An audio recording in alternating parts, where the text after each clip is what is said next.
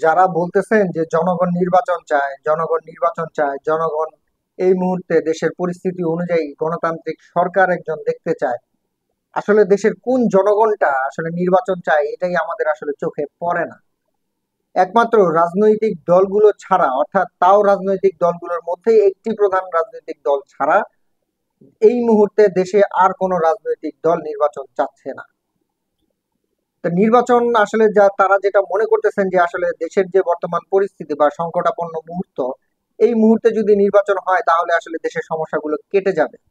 আসলে বিগত সময় নির্বাচনগুলো হওয়ার পরে দেশের কোন সমস্যাটা সমাধান হয়েছে? আজ পর্যন্ত এতগুলো নির্বাচন হলো, বিডিআর হত্যা মামলার কোন সরকারই এখন পর্যন্ত বিচার করতে পারে নাই। সেটা আওয়ামী লীগ সরকারই তো ওই সময় হয়েছে। তো এতগুলো নির্বাচনের মধ্যে দিয়ে কিন্তু বা কোনো ধরনের সমাধান হয় নাই।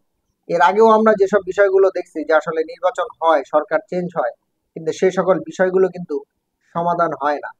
ভারতের আগ্রাসন কোন নির্বাচিত সরকার এই পর্যন্ত বাংলাদেশের বন্ধ করতে পারছে? বরঞ্চ প্রত্যেকটা নির্বাচিত সরকার ভারতের দালাল হয়েই থেকেছিল। আসলে কারা নির্বাচন চায় সেটা আসলে স্পষ্টভাবেই বোঝা যায়। যারা 15 বছর ধরে বাংলাদেশের আসনে বসতে পারে নাই কিংবা বাংলাদেশ একটা লুটে পুটে খাইতে পারে নাই, তারা ব্যতীত আসলে বাংলাদেশের নির্বাচন এই মুহূর্তে কেউই চায় না। তো দেশের সব জনগণই কিন্তু নির্বাচন চায় না, একমাত্র সেই রাজনৈতিক দলগুলো ছাড়া। আমরা যদি একটু জরিপ করি যে আসলে দেশের মেজরিটি পার্সন নির্বাচন চায় না, শুধুমাত্র গুটি কয়েক লোকজন ছাড়া। বাংলাদেশের সব মানুষই তো আসলে রাজনীতি করে না বা রাজনৈতিক বিষয়ের সাথে জড়িত না। অল্প কিছু লোকজন আছে যারা রাজনীতির সাথে সম্পৃক্ত।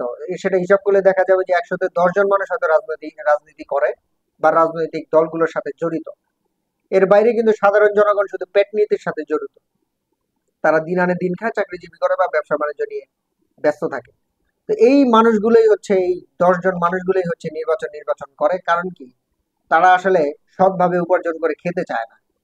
নির্বাচনে জয়লাভ করে তারা আসলে যাতে বৈধভাবে চাঁদাবাজি করতে পারে, লুটপাট করতে পারে, এই চিন্তাই হচ্ছে তাদের মধ্যে।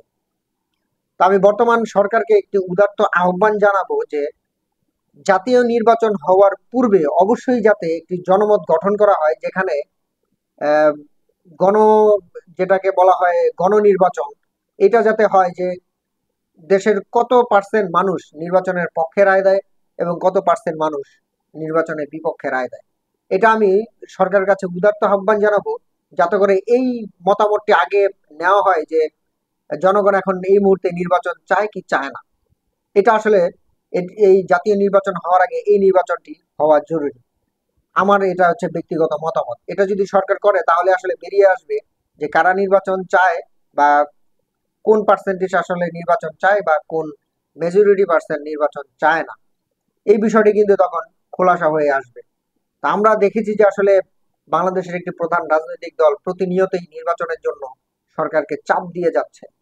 তো তাদেরকে উদ্দেশ্য করে বলবো, আপনারা যে আসলে হুমকি দেন যে যদি অচিরে নির্বাচন না দেওয়া হয় তাহলে আপনারা পথে নামতে বা রাজপথে নামতে বাধ্য হবেন। আসলে আপনারা, আমরাও বলি আপনারা নামেন। তখন আসলে দেখতে পারবেন যে আসলে আপনাদের বিপক্ষে সাধারণ সমাজ কিভাবে এই সরকারকে রুখে বা এই সরকারকে টিকিয়ে রাখার জন্য আপনাদের বিপক্ষে রুখে দাঁড়ায়। রাজপথে আপনারা যখন নামবেন, আপনাদের বিপক্ষে কিন্তু সাধারণ জনগণও নামবে, যাতে করে কোনোভাবেই এই সরকারকে উৎখাত না করা যায় এবং এই সরকারকে যাতে টিকিয়ে রাখা যায় সেই জন্য কিন্তু মেজরিটি পার্সেন্ট জনগণ এই বর্তমানে ইউনূস সরকারের ঢাল হয়ে থাকবে। তো রাজনৈতিক দলগুলোকে বলবো অবশ্যই পথে রাস্তায় নামার আগে অবশ্যই একটু দেখে শুনে নামেন। কারণ এই জেনারেশনে কিন্তু একটা সাহস হয়ে গেছে। এই গুলির মুখামুখি হয়ে ওই শেখ হাসিনা পরে সরকারকে পতন করে গুলির মুখোমুখি হয়ে এদের কিন্তু ভালো সাহস হয়ে গেছে। এরা কিন্তু পিছু পা হতেই কোনোভাবেই কিন্তু সায় দিবে না, সামনের দিকে আগাবে, ডু অর ডাই, মাঠে ময়দানে কিন্তু খেলা হবে। তো রাজনৈতিক দলগুলোকে বলবো অবশ্যই যাতে করে এই অবৈধ পন্থাগুলো অবলম্বন না করে রাজপথে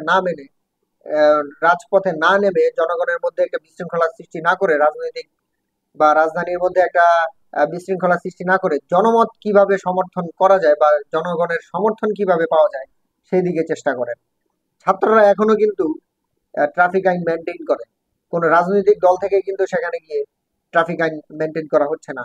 এই রাজনৈতিক দলগুলো কিন্তু এখনো অটো স্ট্যান্ড, টেম্পো স্ট্যান্ড কিংবা চাঁদাবাজিতে বা কোনখান দিয়ে মানে মানুষের কাছ থেকে টাকা নেওয়া যায় সেই ধান্দায় কিন্তু ব্যস্ত। অবশ্যই বলবো সরকারকে যে প্রত্যেকটা বিষয় যাতে পুঙ্খানুপুঙ্খানুভাবে দেখা হয় এবং নির্বাচনের পূর্বে অবশ্যই যাতে একটি জনমত গঠন করা হয়।